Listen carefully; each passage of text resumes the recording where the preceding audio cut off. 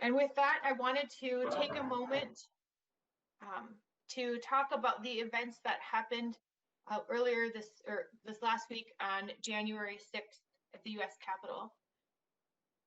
I've tried to find words to bring to you regarding the siege on the Capitol last Wednesday, and every time I think I have them, they don't capture all the thoughts I have or the message I want to convey to this community. So I hope you'll accept my imperfect words that provide little healing in this dark and traumatic moment, and also that I acknowledge that we have a lot of work ahead of us. There is no indication of any threats or proposed activities or events like what occurred in DC will happen here. We will continue to closely monitor the situation so that we can be prepared in case the situation changes. Individuals who feel unsafe or uneasy should contact the police department to talk about their concerns. Beyond that, I wish I could reassure the residents of Red Wing that the anger and lawlessness seen in the riot and insurrection in DC is not here. And I know that it is, and it's not welcome. I'm sorry that it is here. I support public health and safety, the right to assemble, the right to free speech, which doesn't always mean the right to speech without consequences. I support a person's right to be angry and to be hurt and to protest. But the acts of violence on January 6th at the U.S. Capitol toward law enforcement, toward public leaders and their families, and toward citizens is unacceptable. Violence and intimidation are not the way forward. I wish I could say more that would make the residents feel safe and heard, and that would begin our healing. And healing and unity will have to come from within. On a personal note, I feel that my words are only as good as my actions. And I want to say to you that I'm committed to using my role as a city council member and policymaker to look at my actions and identify where I can work harder, work with city staff and residents and community partners on issues that are here in Red Wing and when appropriate outside of the community. It's hard and it's messy and it's not always Minnesota nice, but it is necessary work. And I want to say that I really appreciate the voices of residents that have spoken up over these last many months and put themselves in vulnerable positions to share their experiences and to improve their community, and those who have shown they are willing to learn about their friends and their neighbors and their experiences. And I appreciate the hard work that many are engaged in to grow and to do better. I do believe that we will build a better, stronger future for Red Wing. And with that, I'd open it up to other council members, the mayor, if they have anything else that they would like to add. I would just like to start out. Today I spoke with Angie Craig. She was in my office and we talked about what took place on January 6th, which was a national tragedy. Violence is never a solution to any problem. Protest is good as long as it's peaceful.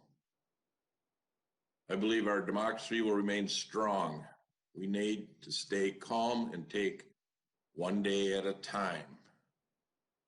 In the words of Abe Lincoln, the best thing about the future is that it comes one day at a time. So everybody stay together. Thank you. Vice President Hope.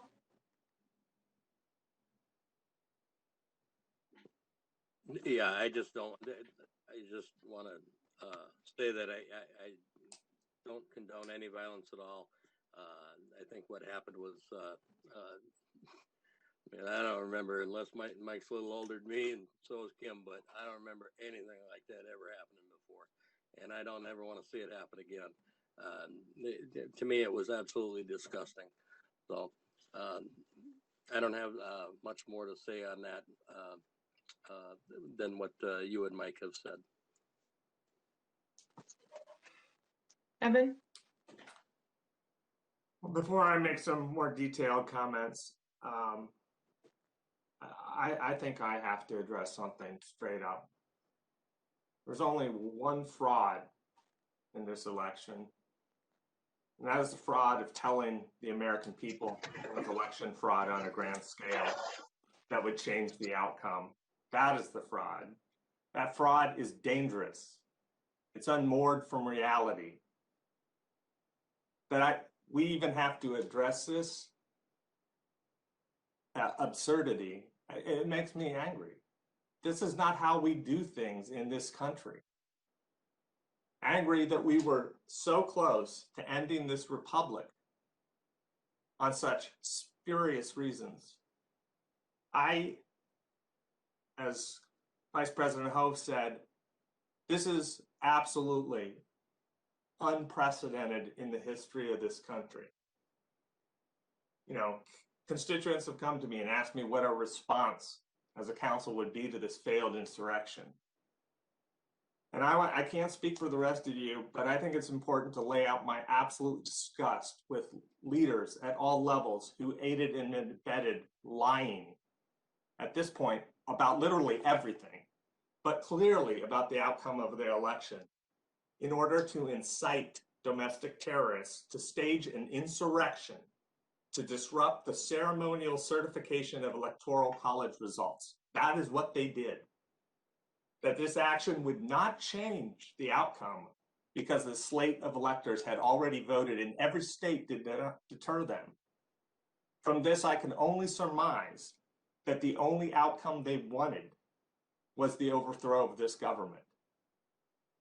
That's not a joke.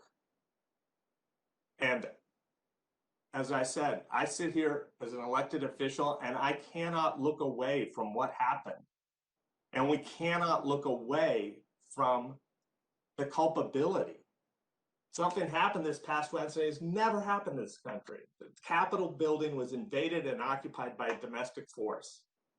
There's no reason for this occupation, no rational justification, no support in either the Constitution or the words who helped craft that document, no lawful reason.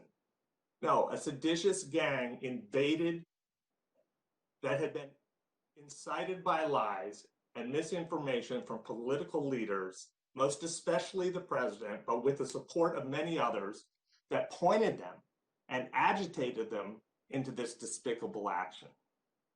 Many of these leaders do not even now want to recognize how they are culpable for attempting to end this republic in real terms. They continue to spin ridiculous stories about who was really in the crowd.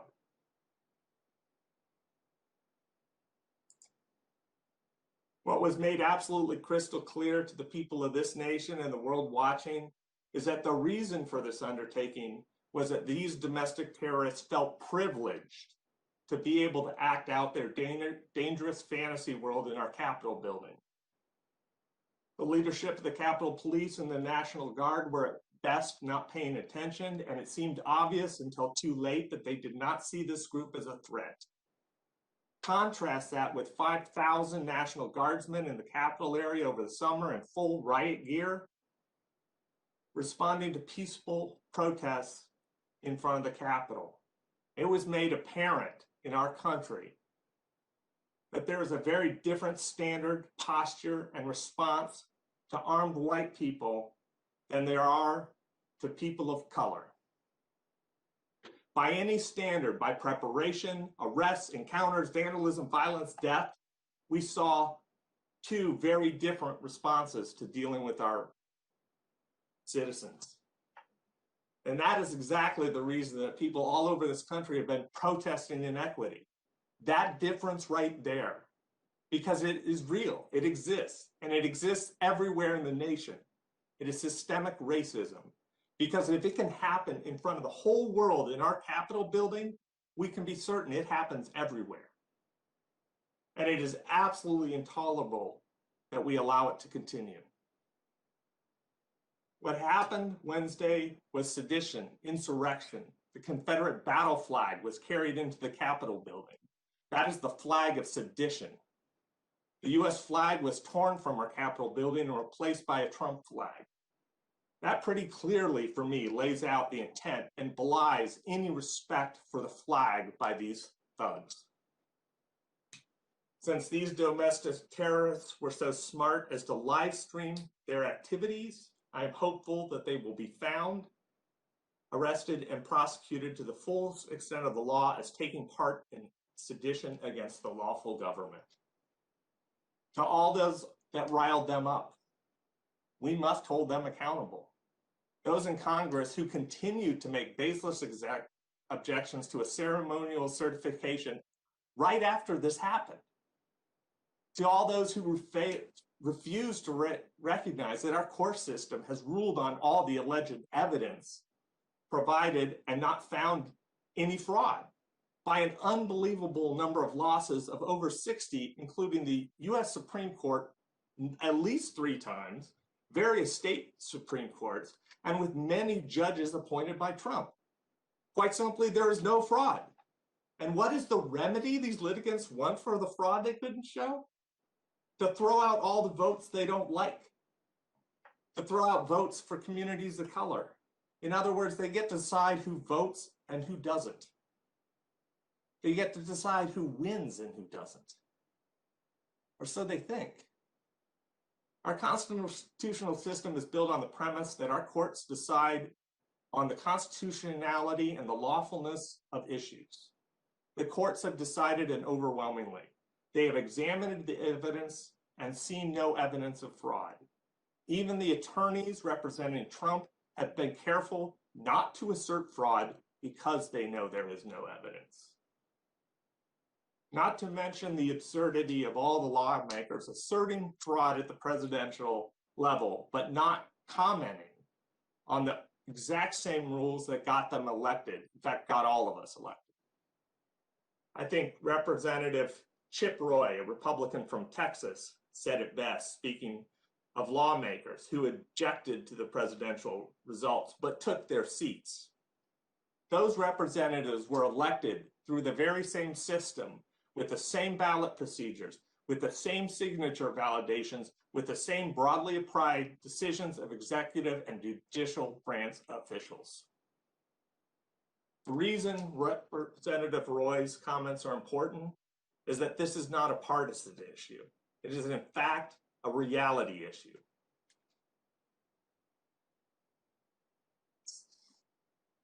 I'm going to end right here. Serving in this nonpartisan seat, I approach every day trying to serve the constituents of my wards to the best of my ability and my judgment, regardless of their political affiliation. What I do not do is tell lies to my constituents or ask the city of Northfield to sue us because of an outcome I don't like. Regardless of political affiliation, we are all elected to serve our residents. We are elected to uphold the Constitution of the United States and the state of Minnesota. We are elected to deal in the real, not to spin fairy tales to undermine the republic. The path forward starts with accountability. That's all I have. Thank you, Evan. Anyone else from council? Thank you, Erin. Thank you. I don't know how to follow that, so I'm just going to say that I am in agreement with the words of Becky and Dean and Evan that I with everything. I'm just heartbroken and I'm angry and I'm disappointed. And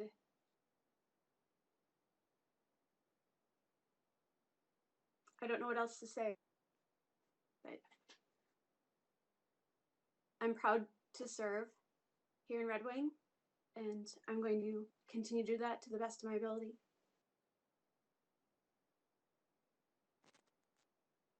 Thank you, Erin.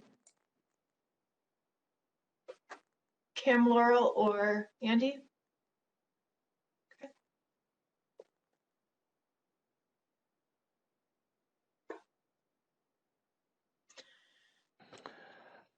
I think I want to thank Council President Norton, Mayor Wilson, and the other council members for their comments. Like Dean said, this is nothing like I've ever seen before in my life, and hope that I never see it again. And I pray that our country can come together, that we can put the past behind us and we can forge on to what our country was made to be. And I commit to that in the city of our Red Wing as much as I can do, and working together with this council, our mayor, our administration, and look forward to working with each of you this year to make a better city and in turn help our country heal. Thank you, Kim.